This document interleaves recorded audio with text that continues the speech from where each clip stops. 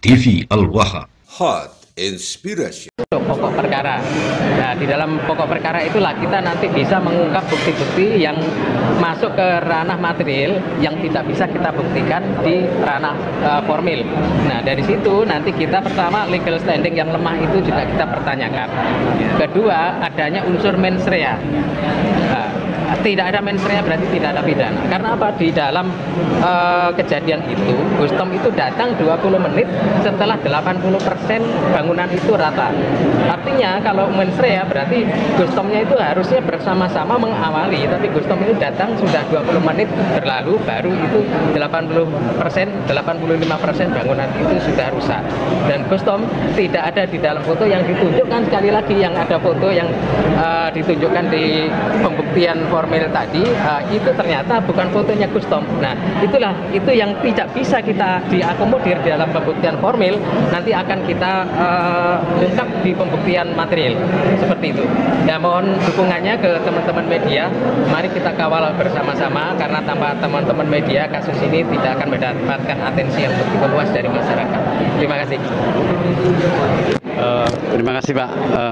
Oke, saya kira sudah cukup ya semuanya gitu. Ya. Oke, terima kasih.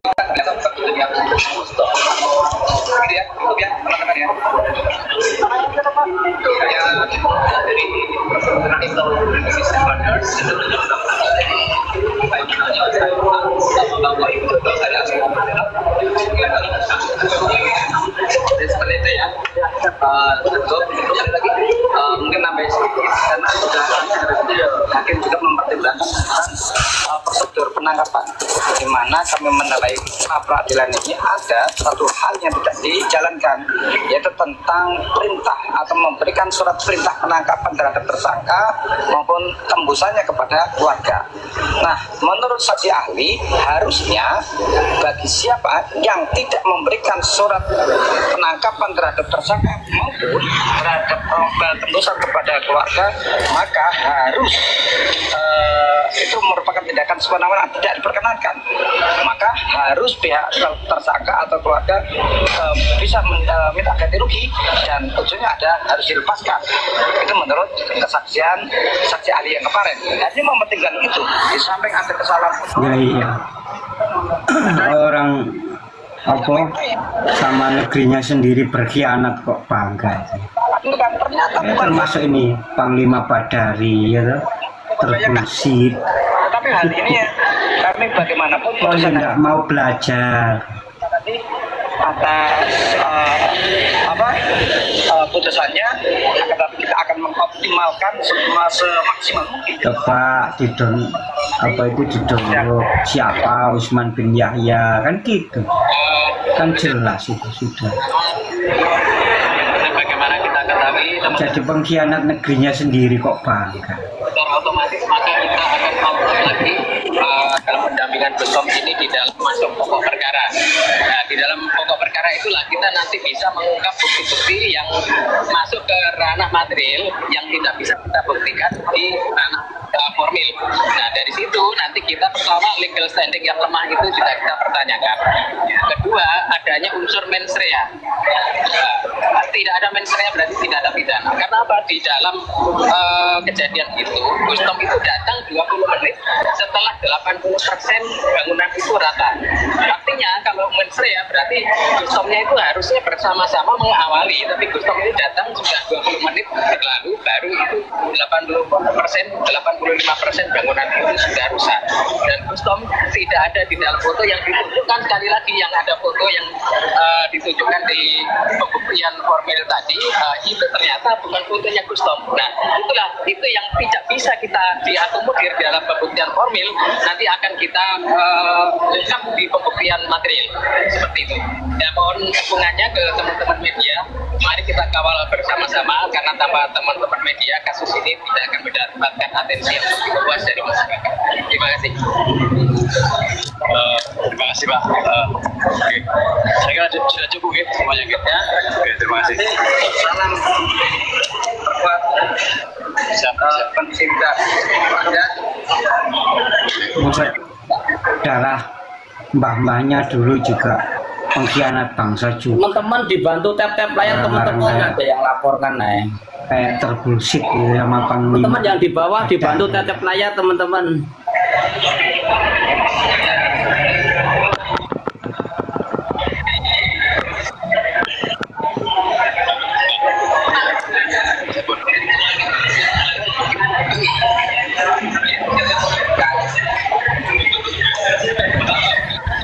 Ayo Gus, analisanya Gus.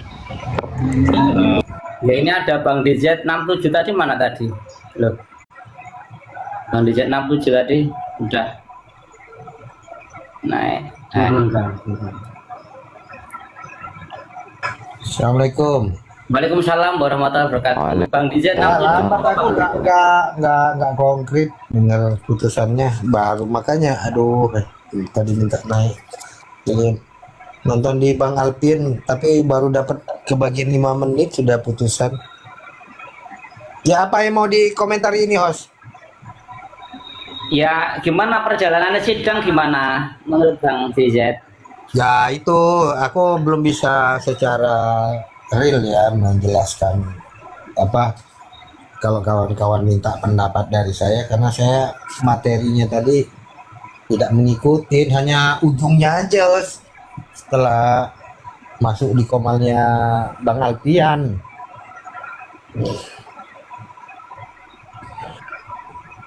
Ya memang kalau terkait dengan hal ini saya untuk lebih detailnya itu Bang Skincare silakan Anda telepon Bang apa namanya itu Bang Adi. Orang biasa saya udah tumpahkan semua analisa-analisa pada sebelum hari ini gitu kan.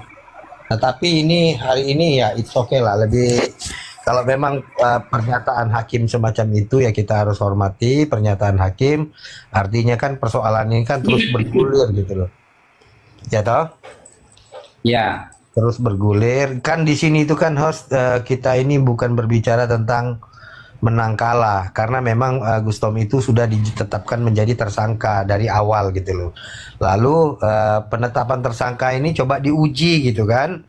Nah kalau hakim itu melihat berpandangan lain atas keyakinan dia, ya itu kita hormatilah keputusan dia itu walaupun sebenarnya hati kita itu tidak bisa menerima itu gitu loh. Tetapi paling tidak biasanya begini host, apa-apa yang dari apa penyampaian-penyampaian dalam bukti persidangan pra peradilan ini nantinya itu menurut pandangan saya akan lebih memperkuat argumen yang dipakai oleh apa namanya timnya Gustom ini gitu loh. Karena memang dari awal kan Gustom itu kan sudah menjadi tersangka, lalu coba diuji ketersangkaannya itu. Nah, hakim menyatakan bahwasanya oh benar saja begitu kan. Nah, artinya kembali kepada materi awalnya gitu, host. Itu sebenarnya ini justru lebih menarik gitu loh.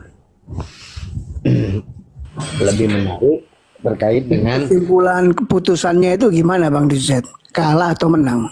Dia itu bukan kalah menang itu kalau dalam hal yang seperti ini diterima atau ditolak gitu loh. Ya kan?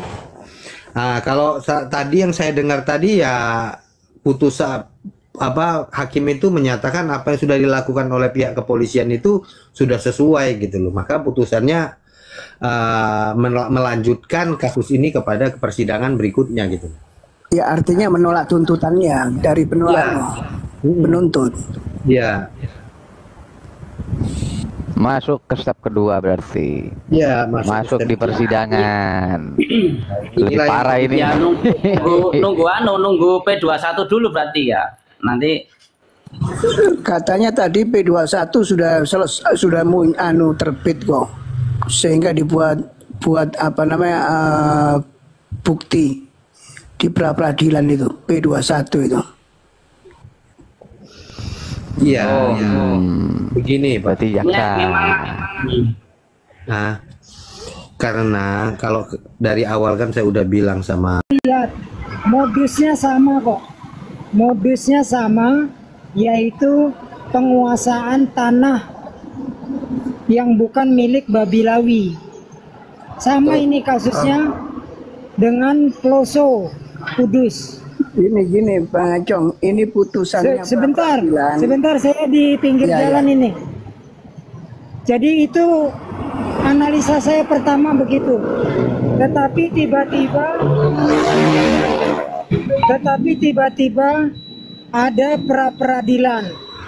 Saya hormati dan saya bela karena memang itu sesuai prosedur. Nah, tetapi ketika orang mulai ragu, jangan-jangan begini, jangan-jangan begitu. Kita mau perang apa enggak? Nenek moyang kita itu loh, bawa bambu runcing, nggak pakai jangan-jangan Belanda bawa brand, bawa panser, berangkat terus.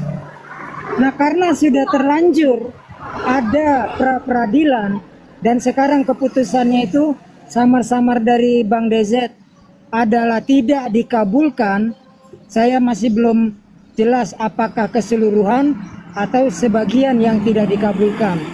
Ya nggak apa-apa, apalagi saya yang dari awal udah jangan mau islah. Perangnya bukan dengan sesama pribumi, sesama polisi yang lahir dari rahim perempuan-perempuan Indonesia, bukan Hubaba Tarim. Jadi pertempurannya dengan Babilawi. Buktikan itu.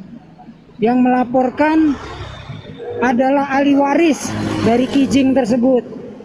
Buktikan 11 makam yang diuruk muncul hanya 7, namanya Babilawi semua.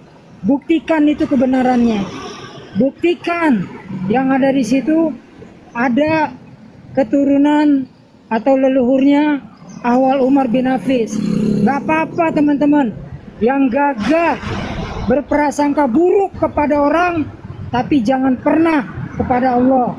Selalu berprasangka baik kepada Allah. Insya Allah, Allah pengen hancur leburnya Babilawi di persidangan. Allah nggak ridho kita saling tempur sesama pribumi. Allah pengennya kalian hancurkan itu yang merusak dinul Islam, yang ngaku-ngaku zuriat Nabi. Berangkat terus teman-teman, berprasangka baik kepada Allah, dan kita tetap berterima kasih serta mendukung minimal dengan doa kepada para penasihat hukum Gustom. Maju terus, Allahu Akbar. Allahu Akbar. Ya tadi Mbak Dery bilang udah jangan bikin gaduh, ntar diketawain iblis. Yang ketawa kan Mbak Dery, berarti iblisnya siapa? Alah bang, nggak usah ditanggapin lah itu tuh anak. Nah iya makanya tuh kan dia yang ketawa kan. Nah. Iya aja, kita itu juga baca jadi bang.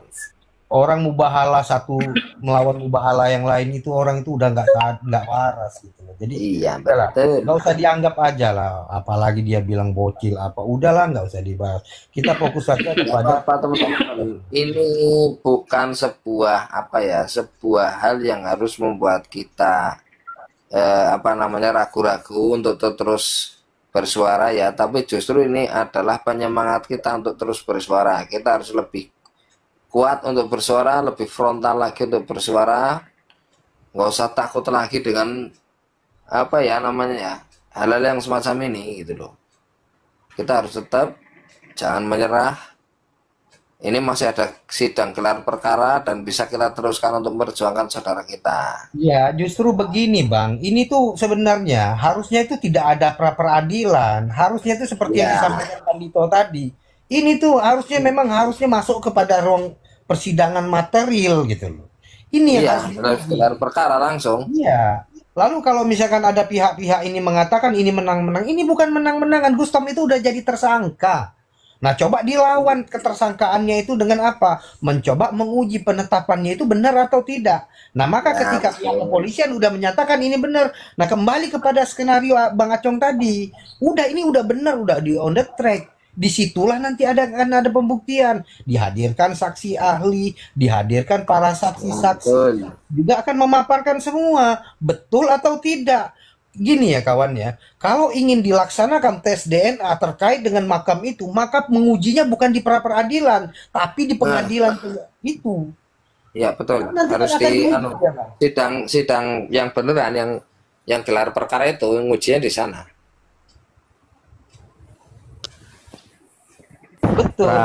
Pra-peradilan itu untuk mempercepat daripada dilambat-lambatin. Nah, dengan pra-peradilan itu kan dipush tuh.